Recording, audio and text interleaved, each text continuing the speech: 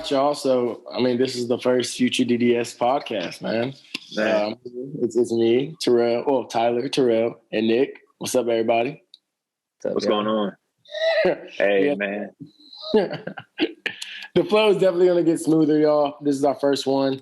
We're also recording it, so we're going to release this on YouTube, and we'll probably post some clips onto our IG as well. But yeah, man, we always have such great conversations that thought it would be kind of cool for us to kind of like let y'all in on what we talk about, especially because we're at two different spectrums of the dental school process, right? Terrell and I, we're already finished, whereas Nick is just now about to come in. And so being able to have these combos, we're able to always learn from each other and like just laugh about our experiences. So we definitely wanted to kind of open the door so that you all could join the conversation. So yeah, here we are. Here we go, man. Thank you guys for tuning in. This is the first of many of a series of conversations that we're going to have. Looking forward to it, man. So I guess it would be good for us to kind of start about what we get out of books or what's the purpose of books to us. You know, we're always locked in, listening to lectures, looking at lecture slides, reading slides, and kind of reading for more of an objective purpose in order to pass a test, maybe. Or do well on a DAT, but it's very important to also mix in casual reading to an extent. Things from fictional books that just free your mind to self-help books to things that just kind of help you in terms of professional development. So I guess we'll go ahead and jump in and, I guess we'll talk initially about what our main purpose is personally about reading books, like which ones we prefer. And then we'll jump into the books that I guess had the most impact on us as we went through our process. So actually, honestly, I'm not going to lie, Nick, I want to hear what your first book is that you want to discuss or that's been helping you through your process so far. Yeah, absolutely. So in general, my dad always told me as a kid, like, you go to school to learn how to think. And I feel like I haven't actually really gotten that out of school. So I look to books for that. I look to books for that. And so I've been really reading more on a concept called epistemology, which is the philosophy of science, or otherwise known as the study of knowledge. And there's one author that I absolutely love. His name is Nassim Taleb, and I have his books right here. He's the author of The Black Swan, Antifragile, and Fooled by Randomness. And he has another book called Skin in the Game, which I have to get to, but I haven't yet. Anyway, so basically he talks about all the holes in human thinking, like all the biases, all the heuristics we use, and the consequences of them. So I've been just reading these books, I would say multiple times in the past few years, just to be able to absorb everything, because I don't think you can fully comprehend what a book is about unless you actually study it and review it, be mindful of it, and apply it. So that's what I've been doing with these books. And I have to say, it's really changed my way of thinking. And I feel like my performance in life, in all aspects of life, have been better. So those are my favorite books, I would say, right now. No, got you. Go ahead, Tyler.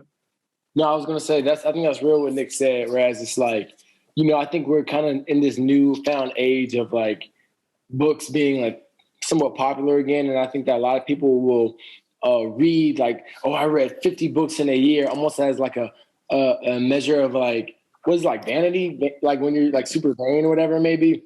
Badge almost.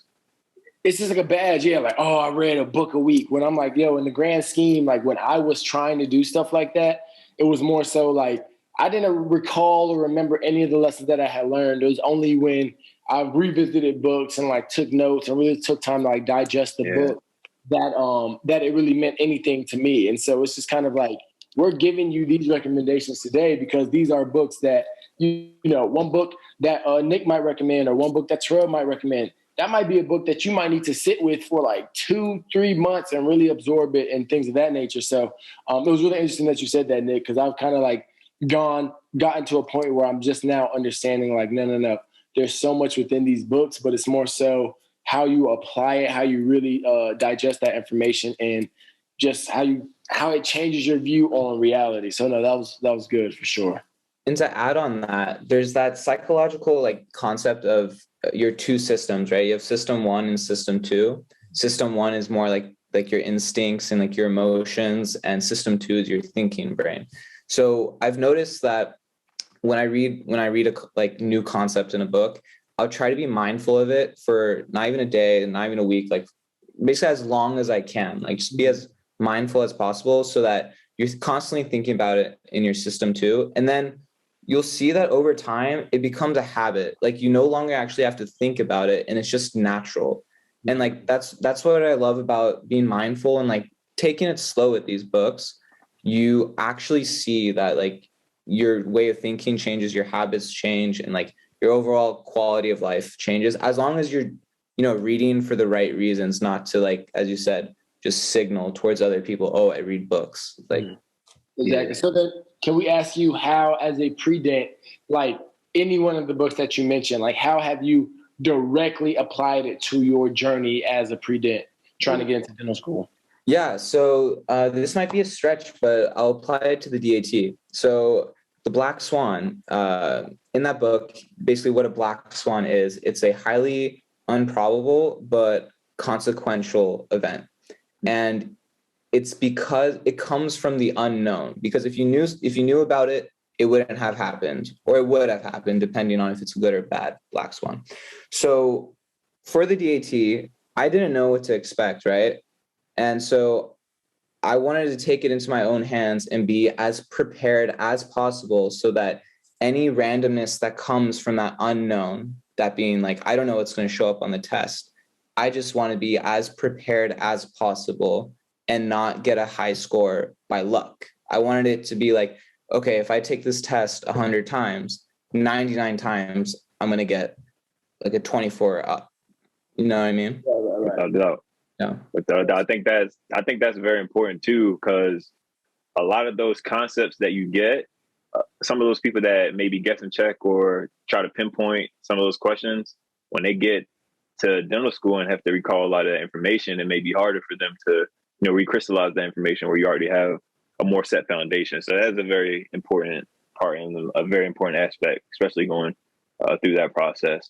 It's interesting you said revisiting books though. And I think that's something that's very important and very crucial, especially in the realm of more so self-help or maybe like personal development books.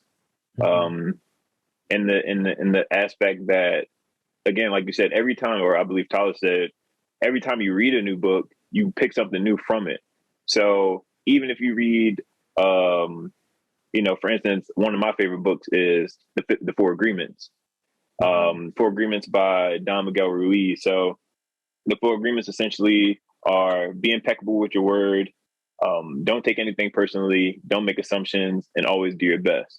So if you live by these tenets, then essentially you simplify your perspective on the world. Essentially, you don't necessarily go through the swings of ups and downs that other people may, or other people that may just kind of go at the whim of emotion or a certain situation.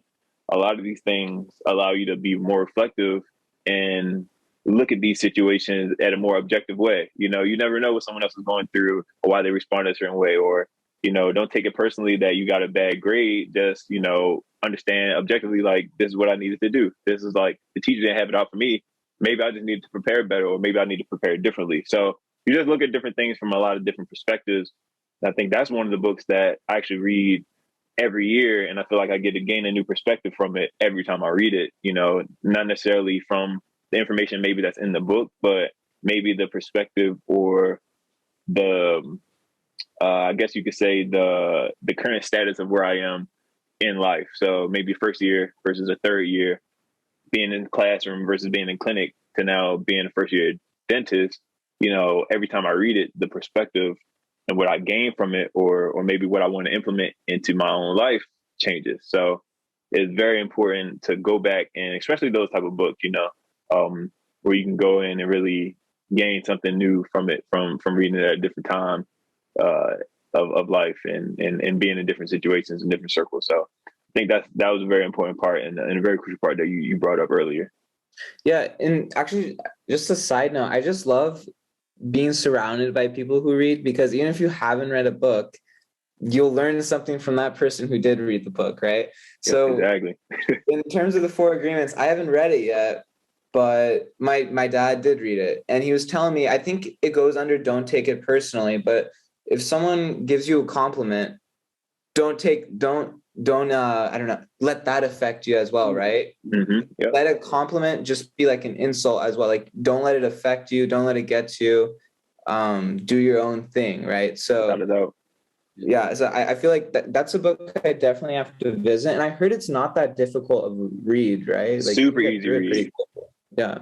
No, it's funny because like even that, whereas you just said like a compliment, it's so interesting, like with all the self-help stuff, how like so much stuff is just recycled and packaged another way, right? Because even you reminded me, like Gary Vee used to always say that. He used to be like, okay, I don't listen to the applause, but I also don't listen to the criticism. And he just like always used to preach that. But I'm like, yo, that was a lesson from the 4 Agreements. And yet, I mean, granted, even though I don't know if he credited the 4 Agreements or if he was just saying it, whatever it may be, but the message is the same, and I'm just glad people are hearing it because it is very true, you know, like, and you will get applauded, especially like, you know, when you get into dental school and when you become a doctor, you know, it's very easy for people to gas you up. And then that's why sometimes you see these doctors who can be a-holes, right? Because they have this weird complex because so many people are applauding them and they just let that stuff get to their head. But it's like, you really just can't take, like, you really just have to be, you know, grateful that they said it. Thank you so much. But then just keep pushing, because it's just like, I don't know, too much of anything can definitely, I guess, mess up your character a little bit. So I had a question for you guys. So you mentioned Gary Vee, and you said how he talks about it too, right? So I wanted to ask you guys, do you guys think it's different to hear it from someone telling you, like Gary Vee, whatever, you see it on TikTok or something, right? Versus reading that book and thinking about that concept over a couple days? Like, do you guys think it's the same thing? Or because I feel like when you're given such a, like, if Gary Vee, if you're constantly watching his TikToks, you might be seeing great quotes. Like, you might see 40 great quotes a day, but like, how many of that do you actually apply, if any, right? But if you read one quote within like 4 days, or like that one concept within 4 days, I feel like that sticks with you a lot more. No, for sure. I think that it's crazy because I think that with all this short form content, like granted, like you said, Gary Vee saying a bunch of stuff all the time, but I only remembered that one specifically because it really did attach to me. Like, I really felt it and I really understood the message, right? Whereas with the book, I feel like, granted, not every message is going to stick with you, but because you're spending more time with it, you give that message more of an opportunity to connect with you versus 10 seconds that you see on TikTok and you're just flipping through. Yeah, without a doubt. I think just to piggyback off that, man, it's one thing, and it's funny because, you know, you bring up Gary Vee and saying, like, do you get the same type of, I guess, feedback, or like, does it resonate with you the same way as reading it? But if you listen to Gary Vee, he'll tell you to stop listening to him.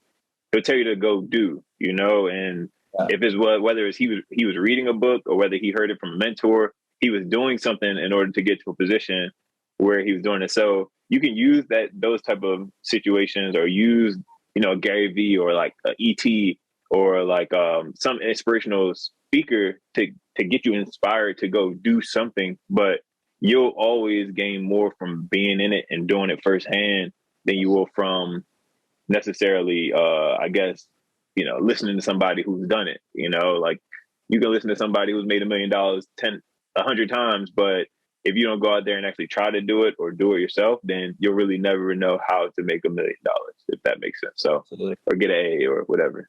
And part of like the experience is like making mistakes, right? Like, you have to make the mistakes to become better and succeed. Like, in making a circle back to what Taleb talks about, he says a negative result is sometimes way better than a positive result. Absolutely. Because of this idea of falsification. I think Karl Popper talked a lot about it. but basically it's one negative result can disprove a theory, right? But a million positive results would not necessarily prove it. Because if you have a million positive results, it can all be swiped away with one negative result. So, and I think that negative result could be the mistakes, but I feel like that's a huge aspect of like just living life that you need to experience. It's living life for sure, but it's also in dentistry, you know, like literally I'll do 20 fillings. And if there's one filling where I'm like, ooh, okay, I see some overlap, that's the one I'm going to remember. That's the one I'm going to dissect. That's the one I'm going to make sure that I grow from. And granted, that can get exhausting, but I mean, that's why, you know, when you go somewhere, especially after you graduate, or even when you're in dental school and you take on these like a little bit more difficult cases, that's when you really learn the most, when you really step out of your comfort zone and you say, you know what, okay, I've shadowed people doing, you know, this extraction, I need to try it, because it's one thing to hear, like Terrell said, hear about it, see it on YouTube. That's one thing, but actually holding that forceps and really cranking out that tooth yourself is a completely different experience. And a lot with dentistry is more so about feel, right? If I'm doing a crown prep, tooth number 15, you know, it's very, very, and granted, I'm sorry for people who don't understand, but that is if you look at the top left of your mouth, the tooth all the way in the back. If I'm trying to do a crown prep on that tooth, I can't necessarily see what's going on, but I have to feel myself drawing that margin. Mm-hmm. And the more and more and more that you do it, the better you become. And so you have to have these actual experiences in order to grow. And I mean, we're going through it every day with dentistry, and I'm sure, Nick, you will too, when you start doing your preps and you start taking impressions and you start giving your classmates an aesthetic and things of this nature. You're just going to see like, okay, once you do make a mistake, you're going to be like, I know not to do that. Yep. Sometimes knowing what not to do is better than knowing what to do, if that makes sense. So yeah, man. I think and just to, you know, kind of wrap up about 4 agreements, that was a great segue from that. But I think just to wrap up about it, I think these 4 agreements, like I said, it simplifies everything, but it also gives you very simple tenets to live by, you know, in every stage. So, you know, for instance, be impeccable with your word, like in terms of, man, that's huge. Like if you tell somebody I'm gonna be here to study, or, you know, dealing with patients, or telling someone in general, all the pre-dents out there, telling someone I'm going to dental school, like you have to go then and back it up. You have to put in the work. You have to put in the effort in order to make sure that happens. You know, don't take anything personally. There's plenty of situations where you'll hear people, you know, tell you why you want to be a dentist, or like, oh, I hate going to the dentist, or oh man, like why would you want to go and like play around in 30 miles all day, or anything, you know, and they don't necessarily understand your purpose, or they don't understand what your drive is, or things from that. Don't make any assumptions. In terms of don't make assumptions, you don't think we spoke on that one earlier. You don't know what anyone else is going through at that time. Like a professor that tells you your prep was horrible that day, you know, or you gotta get better at this. You'll never survive out there in the real world if you're not getting faster, if you're not pressing yourself, if you're not striving. Like he might be, or they might be going through something else that has them really stressed and high edge, and they might have just had to deal with 5 patients and students that really had no idea what they were doing in the last session. And now he's just really kind of, you know, they're just really trying to vent and kind of hammer this home for you because they've seen it 1,000 times in this past semester that people just aren't coming in prepared, or, you know, and lastly, just always doing your best. Like just put your best foot forward. Everything you do, when you go into your interviews as a pre-dent, when you're filling out your application, when you're striving to raise your GPA, like you have to make sure you're doing your best.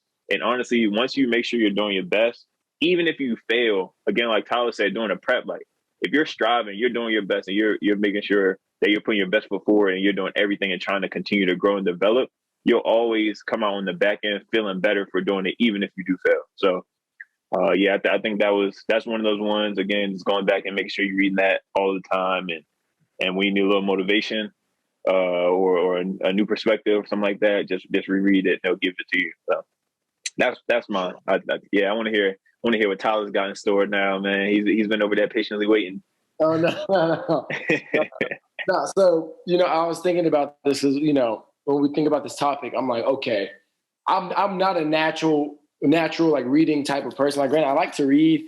I think it was like when Terrell and we were living together in dental school, and we really tried to make sure that we were on top of each other, like with routines and things of that nature. So for anybody out there who hasn't started to read, even if you do it for like 10 minutes a day, that goes a long way. And I promise you that 10 minutes will slowly turn to 15, 20, whatever it may be. But anyway, there were two books that like really got me into like the whole self-help type of like, I guess, realm. And that was this book right here, How to Win Friends and Influence People. And then, of course, this great book. It's The Subtle Art of Not Giving an F, right?